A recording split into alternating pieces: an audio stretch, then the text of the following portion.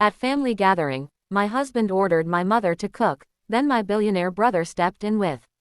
I'll never forget that Sunday. The house smelled of roasted chicken, laughter filled the air, and the warmth of family togetherness wrapped around me like a blanket. But in a single moment, the joy shattered, leaving behind a silence so sharp it cut right through my heart. We had gathered at my parents' home for a long-awaited family reunion. My brother, Daniel, had flown in from New York for the first time in months. He was the star of the family, young, brilliant, and recently making headlines as one of the youngest self-made billionaires. But to me, he was simply my big brother, the one who used to sneak me candy under the table when our parents weren't looking. As everyone chatted and exchanged stories, my husband, Ryan, sat stiffly in his chair, clearly uncomfortable in the company of my successful family. He had always struggled with insecurity. My brother's achievements were a constant reminder of the dreams Ryan never quite achieved. But instead of facing his feelings, he often projected them onto me and my family. The tipping point came when my mother, her hair graying but her smile as radiant as ever, tried to serve everyone dessert. She was tired. Years of arthritis had slowed her hands, though she never complained. That's when Ryan, with a smirk that made my stomach churn, raised his voice across the room. "Why don't you get back in the kitchen and cook something better, Mrs. Taylor? You know, something actually worth eating." The laughter at the table froze. My mother's face turned pale, her hands trembling as she set down the serving tray. I felt my chest tighten, my throat dry. My husband had humiliated the woman who had sacrificed everything for me, who worked 3 jobs when Dad was sick just to keep us afloat. "Ryan," I gasped, my voice cracking with disbelief. But he only leaned back in his chair, smug, as though he had proven some kind of twisted point. That's when Daniel stood up. The room seemed to shift with his presence. Dressed in his usual tailored suit, he wasn't just my brother anymore. He was a man who had built empires, faced boardrooms filled with critics, and come out victorious. His jaw tightened as he stepped closer to Ryan, his voice calm but heavy with authority. "You do not speak to my mother that way." Ryan scoffed. "What? I was just joking. Lighten up, billionaire boy. Not everyone needs to be treated like royalty." Daniel's eyes narrowed. "Respect isn't about money. It's about decency. And you just disrespected the woman who raised me, raised her, and welcomed you into this family despite your arrogance." My husband shifted uncomfortably, but Daniel wasn't finished. "You want to talk about cooking? Do you have any idea how many nights our mother skipped meals so we could eat?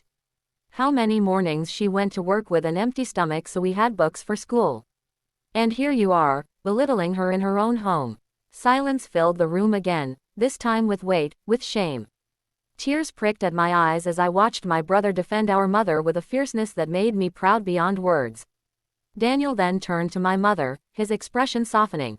"Mom, sit down. You've cooked enough in your life. Tonight, the staff I brought will handle the rest." He gestured to the doorway, and 2 uniformed caterers walked in, carrying trays of food Daniel had secretly arranged as a surprise. Gasps filled the room. My mother's lips trembled, her eyes shining as she whispered, "Danny, you didn't have to." "I wanted to," he said, kissing her forehead. "You've given enough. Tonight, you rest." As the caterers set the table with an elegant spread, I noticed my husband's face flush red. He tried to laugh it off, muttering something about people being too sensitive. But no one was laughing with him anymore. The evening went on, but Ryan's seat beside me felt colder than ever. My family avoided his gaze, and for the first time, I saw the truth reflected in their eyes, the truth I had been too afraid to face. When the night ended and we drove home, the silence between us was unbearable. Finally, I whispered, "How could you humiliate my mother like that?" "She's not your mother," he snapped. "She's my mother-in-law. There's a difference. And don't act like your brother isn't trying to make me look small every time he walks into a room." I swallowed hard, tears streaming down my face. "He doesn't have to make you look small, Ryan. You do that to yourself when you treat others with cruelty." That night, I lay awake, staring at the ceiling, my heart heavy. I realized something painful but freeing. Love should never come at the cost of respect, especially for the people who raised me. Weeks passed, and Ryan's resentment only grew. He mocked me, belittled my family, and tried to twist the story of that night. But I no longer saw him as a husband, I saw him as a man insecure in his own failures, unwilling to change. One evening, I packed my bags. With my mother's blessing and Daniel's support, I left Ryan behind. It wasn't easy, walking away never is, but it was necessary. Months later, I stood with my family at another gathering, this time in Daniel's penthouse. My mother laughed freely, her eyes sparkling as she enjoyed the evening without the weight of being anyone's servant. I realized then that family isn't about wealth, or appearances, or keeping up an image, it's about respect, love, and standing up for each other. Looking out over the city lights, I felt peace wash over me. I wasn't just the woman who left a cruel husband. I was a daughter who honored her mother, a sister who stood tall beside her brother, and a woman who finally understood her worth. And that, I knew, was priceless.